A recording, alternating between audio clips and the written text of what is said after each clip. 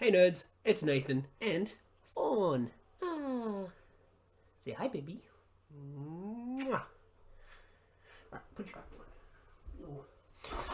As you can see today, I am not in my dingy lit garage with lots of outside noise. Today we are in the bunny room slash game room slash office slash everything else. With new camera, new microphone, working this time. And we're going to be talking about the latest book that I've just finished, which is The Shape of Water. I've never read any real romance books before, and I'm a little annoyed at myself for how much I really liked it. There's actually not a heap of romance in this though, which is probably why I liked it. It has a small element of romance, it has a small element of fantasy, and a lot of just a lot of real high impact sort of subjects, especially for a small book. It's less than 300 pages. Oh, no, in total it is 314 pages. So let's get into it. So, The Shape of Water is set in the 1960s, 1962 to be exact. And we follow along our main character, Eliza Esposito, along with several other characters. One will be Zelda Friedman, Giles Gunderson, Richard Strickland, and then Leanne Strickland. But the real main focus is Eliza. Now, Eliza is a lifelong mute, and we start the story with just a glimpse of her day-to-day average life, a very bland, humdrum, very isolated, very sort of lonely existence,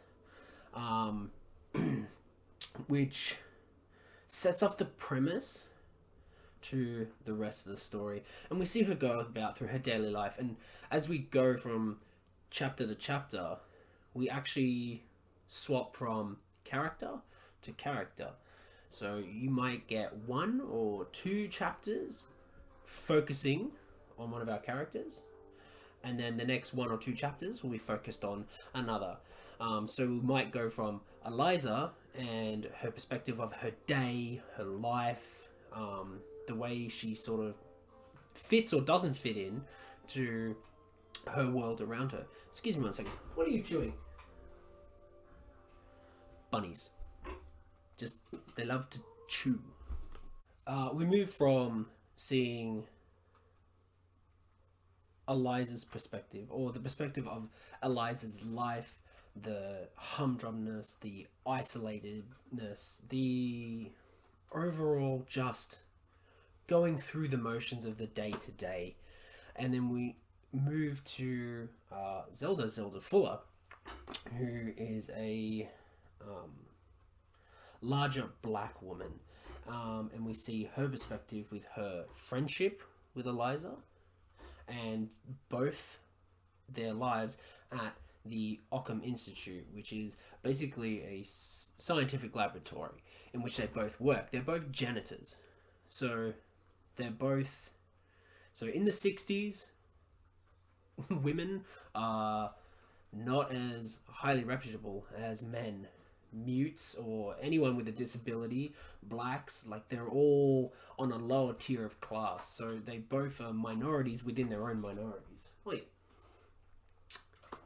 And we see their close bond and friendship together in this very sort of degrading job.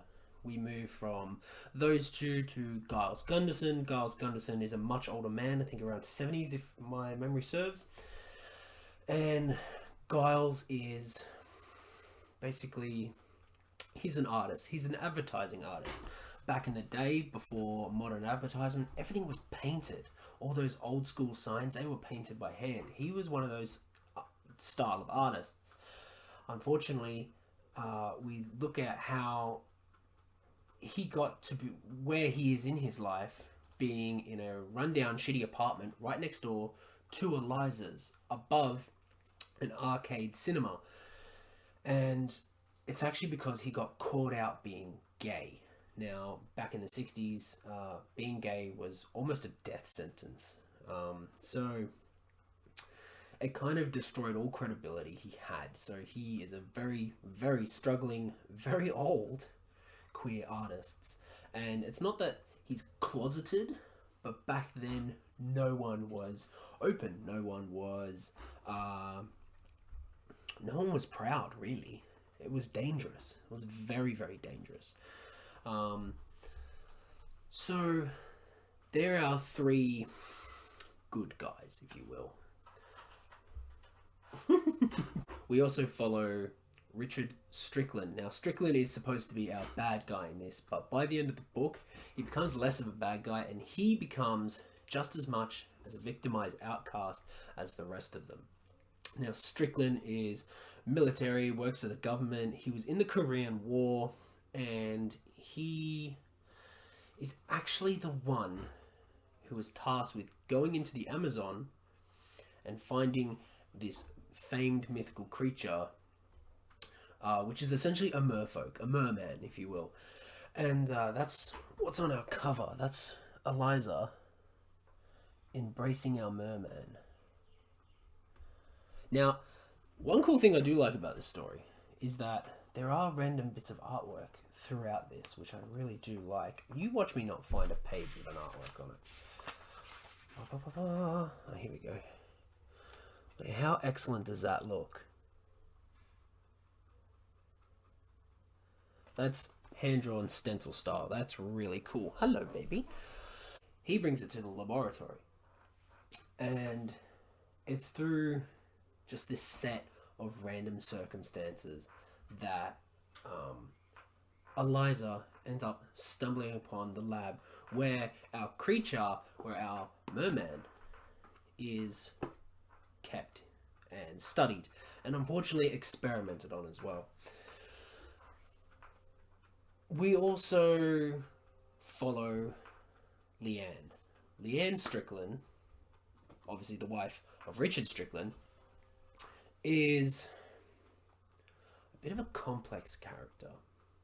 Leanne Strickland represents the very common housewife of the time. The 50s, 60s housewife. She was meant to be presented well at all time, dressed well at all time. Her house was meant to be clean at all times. She was meant to smile and wave, not, seen and not heard, all that kind of jazz. But we look at it from her perspective. And when her husband was away during the Korean War, and then when he was away in the Amazon finding this creature, she learns independence. She learns to take care of herself. She learns to take care of her kids. She even, at one point, had a job. And when her husband came back, obviously she was happy. Her family was whole and united. The only problem was Richard is suffering from horrific PTSD. He is suffering all kinds of mental and physical trauma that he just will not deal with because that's what men of that age did. They didn't speak about the war. They didn't speak about the things that they saw in the Amazon, in Korea, nowhere. You zipped your mouth and you got on with your day. And unfortunately, that has huge side effects because he is not handling his readaptation into normalized society, his old version of society. He wants his old life back. She wants their old life back, but they're not going to get it. And throughout the book, which I really like actually, she ends up going behind her husband's back and getting a new job. She wanted to be independent. She wanted to be powerful. She wanted to feel important again. As much, and we see her through the book as well. At the start, when her husband first comes home, she wants to try and what's the word I'm looking for? She wants to be the wife that she was when he left. But she's not. She's not the same person, and neither is he. And she goes about trying to make ironing and washing and keeping the house perfect and keeping the kids perfect and keeping herself perfect. She tries to go at it with this sort of military gun-ho that she thinks would make her husband proud, to try and keep this, you know, over exasperated vision of the perfect household, the perfect nuclear family, the American dream. And she can't. She hates it. It's hard. Like, it just sucks. She's just lying to herself. And it's very interesting seeing two sides of that one coin in that one household. I really like that.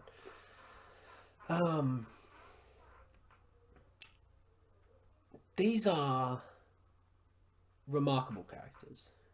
And considering there is very little dialogue with all the characters, you can still grasp so much about them. You can still feel their personality. You can still feel the situation that they're in. Um, with Eliza and her muteness, with Zelda being a black woman, with Leanne getting a new job, but then still being treated very poorly, quite sexualized actually.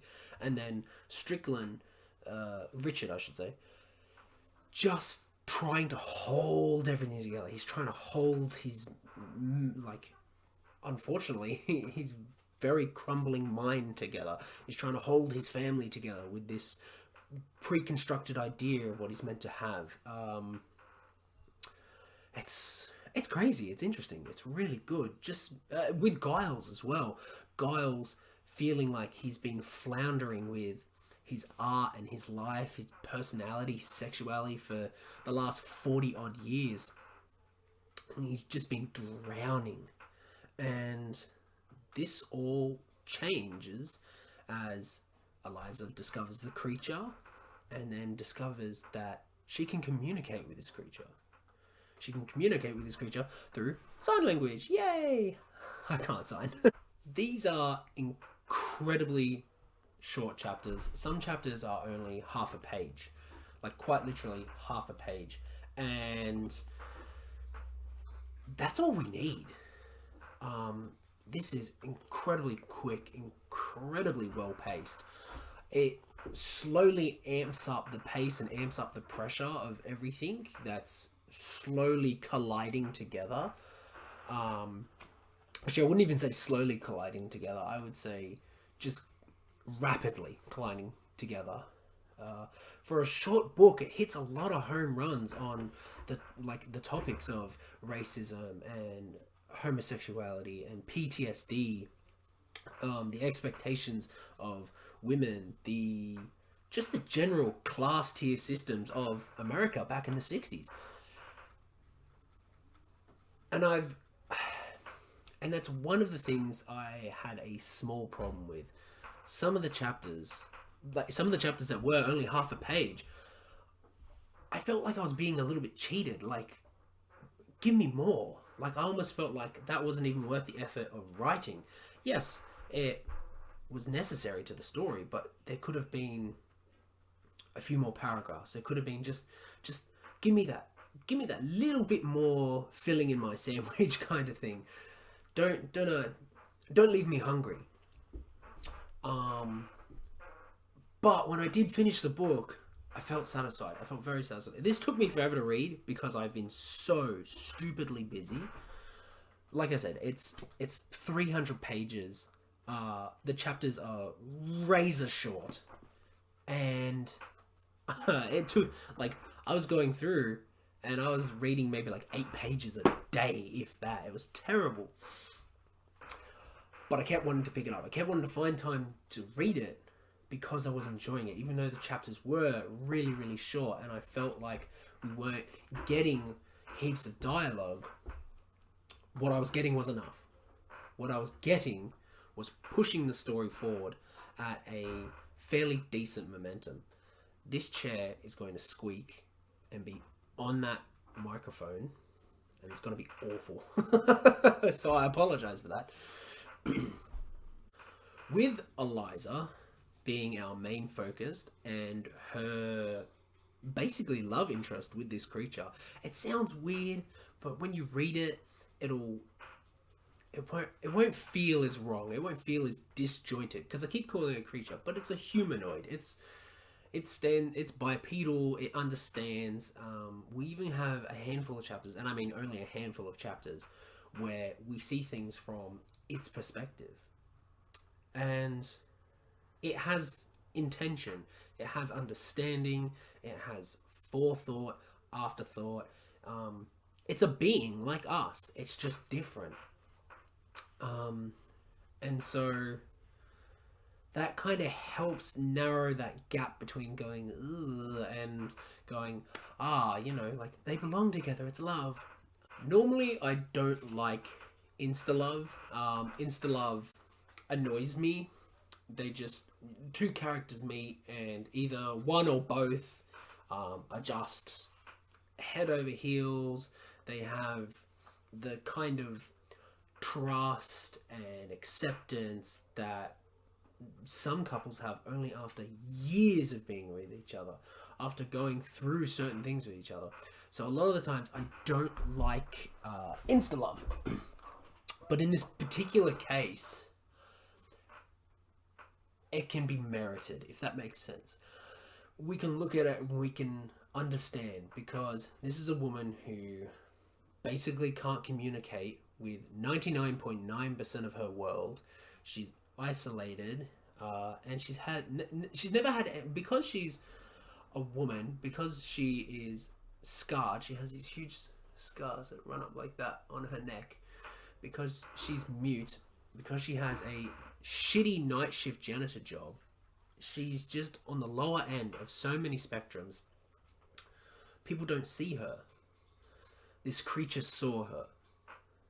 She was able to communicate. And I think that is one of the biggest bases of human interaction, communication. I think that's probably one of the more important parts of relationships as well, is communication. Because they can communicate, and they don't just communicate through sign language. The creature he creates his own bioluminescence as well. He changes colors when he is in various emotional states, which is brilliant. It's basically like our facial expressions when we're angry, when we're upset. I'm exaggerating, but when we're happy, we smile. When the creature is happy and content, it glows this sunset orange color through particular striping patterns in its body, which is actually really cool. That's a really unique way to think about it. And we see also in the book, there's another part where we look at it from the creature's perspective, and it says, I put myself in sorry position. I put myself in sorry colors. I put myself in sorry smell, like pheromones, because a lot of creatures communicate through smell as well, not just visual cues.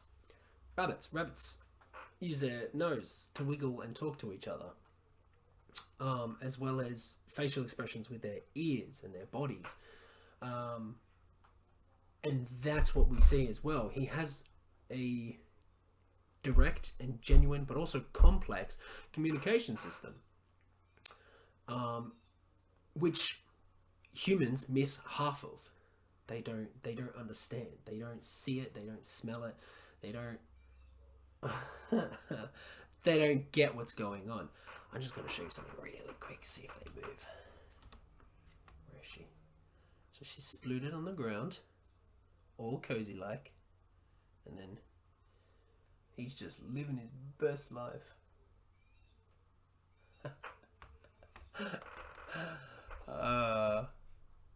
I might film in here more often. This is great. Back to what I was saying. Normally I don't like insta-love, but in this particular case, I feel it's justified. We can see that from a lifetime of isolation, miscommunication, misunderstanding, being treated as second class or lesser than, she automatically, of course she would automatically develop a very quick and intense kind of bond with this creature, with this merman. I wasn't sure how I was going to feel about this book. This was obviously a very, very tropesy kind of fantasy romance. Merman, I was like, love connection with mermen and things like that. I really didn't know what to think, but the movie got raving reviews, like raving reviews. It was done by Gillermo del Toro. If you've heard of that, it's because he has a whole bunch of stuff on Netflix at the moment, including the Cabinet of Curiosities. So he's very, very good at what he does, movie-wise. And it's based off this book. Daniel Kraus. Daniel Kraus. I'm surprised by how much I like this. I really am. I'm surprised by how much I like this. I think I liked it for the simple fact that the fantasy in it only comes in the form of one thing, and that's the merfolk. That's the merman. I like the fact that the romance part of it isn't, oh, I'm so head over heels in love. Oh, he's so wonderful. Oh, let's have like 60 like jaunting sex scenes with all kinds of cheesy metaphors for a dick. I like the fact that it's not romance per se, but it's a connection. That I think makes it much more interesting. I think it makes it much more genuine. The book is good. The book is really good. I'm surprised by how much I enjoyed it. I'm probably going to just keep repeating it myself. I'm trying to avoid also the rating system, like 1 out of 5 stars, 5 out of 5 stars. I feel the rating system doesn't quite work. I prefer the recommendation system over the rating system. Because if you tell someone something's a 3, they're just going to go, it's average, and I don't want it. You know? Even if it's really good, but it can't be perfect, so you give it an average score of 3.5, people go, why would I pick up a 3.5 when I can pick up a 4? So I'm not going to give this a rating system, but I am going to give this a recommendation. I would absolutely say if you're a person who hasn't quite gotten into fantasy, or you have friends or family who do a lot of reading, but they themselves aren't necessarily huge fantasy fans, or maybe they're not huge romance fans, but if you do like a lot of things that, if you do like books that hit a lot of topics, look at a lot of perspective of life from particular people of various parts in life due to their race or their sexuality, or even maybe sometimes the things that happen to them, like trauma, like war, I would actually say I would definitely recommend this book to give to those people, because the fantasy element is so small, the romance element is so small, but the book hits so many home runs with how we just feel for these characters. What is happening to these characters? What's happening with these characters? Their interactions with each other and their perception of each other in certain situations. This is great. That's all I'm going to say. One last time, this was a great book. I highly recommend it. Go pick it up. Oh, sorry, baby. I'll see you later, nerds. Form will see you later. If Loki wakes up, he will see you later too. I'm going to show you one more time, just because they're so fucking cute. Look. She keeps trying to steal his food while he's asleep. And he's just having the snooze of his life. He's having the absolute snooze of his life. Alright. I hope that helped with your daily intake of books and bunnies and a random nerd talking to you. Bye, guys.